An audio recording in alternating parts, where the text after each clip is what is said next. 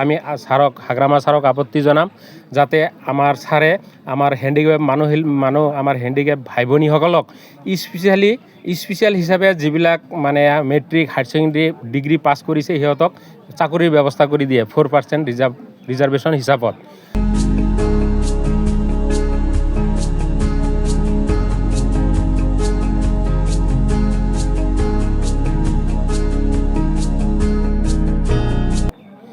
আমাৰ আজিৰ সংবাদমেল আয়োজন কৰাৰ বাবে আপোনালোকে আহিছে, তাৰ কাৰণে প্ৰথম আপোনালোকক নমস্কাৰ।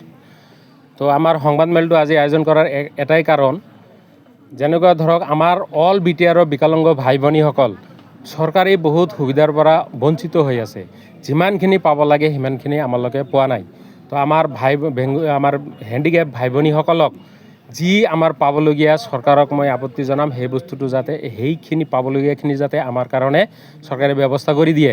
যোৱা বেলিকাত যেনেকুৱা আমাৰ হাগ্ৰামা ছাৰে কথা দিছিল যে আমি চৰকাৰ আহিলে আপোনালোকক সহায় সহযোগিতা কৰিম, সেই মৰ্মে কি কৈছিল, এটা 5টা এগ্ৰিমেণ্ট দিছিল। 5টা এগ্ৰিমেণ্টৰ ভিতৰত হেণ্ডিকেপ মানুহবিলাকক বছৰত 5 কোটি টকা দিব।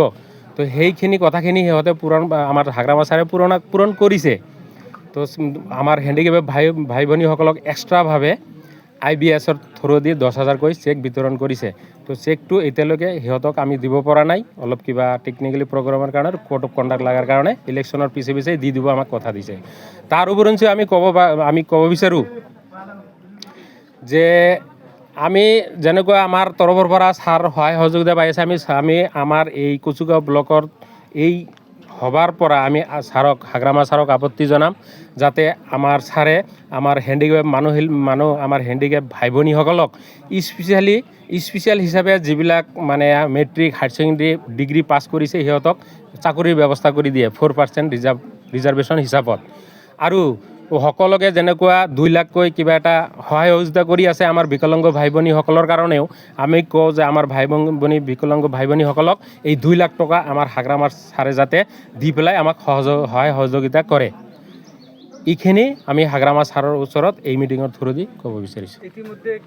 টোটালি আমাৰ IBSৰ চেকবিলাক অলৰেডি 5,000 চেক তৈয়াৰ হৈ গৈছে, কিন্তু ইয়াৰ ভিতৰত মানে হাতত পোৱা নাই সিহঁতে। কিন্তু আমাৰ যিটো ডাঙৰ মিটিং হৈছে, মিটিং আকাৰত কোনোবা মিটিঙত 20 জনক, কোনোবা মিটিঙত 25 জনক এনেকৈ কিছু দিছে ইলেকশ্যনৰ আগত। তো ইলেকশ্যন পাৰ হৈ গ'লে বাকীখিনি 100% ক্লিয়াৰ কৰি দিব বুলি আমাক চৰকাৰে মানে আশ্বাস দিছে। এনে মানে সমৰ্থন মানে কি, আমাক যদি চৰকাৰে আমাক সহায় সহযোগিতা কৰিছে, আমিও নিশ্চয় আমাৰ আগন্তুক চৰকাৰক সহায় সহযোগিতা কৰিম যাতে আমাৰ ফালৰ পৰা আমাৰ বিকলাংগ ভাই ভনীসকলৰ কাৰণে যাতে ভাল হয়। যিহেতু আগামী 5 বছৰ আমাৰ এই হাগ্ৰামা ছাৰৰ চৰকাৰটো থাকিব, তো আমি 100% অট'মেটিকলি সিহঁতকে সহায় সহযোগিতা কৰিম। তো যাই হওক, আমি আৰু এটা বস্তু ক'ব বিচাৰোঁ, যেনেকুৱা আমাৰ আগত আছিল দীনদয়াল দিব্যাংগ পেঞ্চন। তো এই দীনদয়াল দিব্যাংগ পেঞ্চনটো আমাৰ অসম চৰকাৰৰ তৰফৰ পৰা কি হৈছে, অৰুণোদয় আঁচনি হৈছে।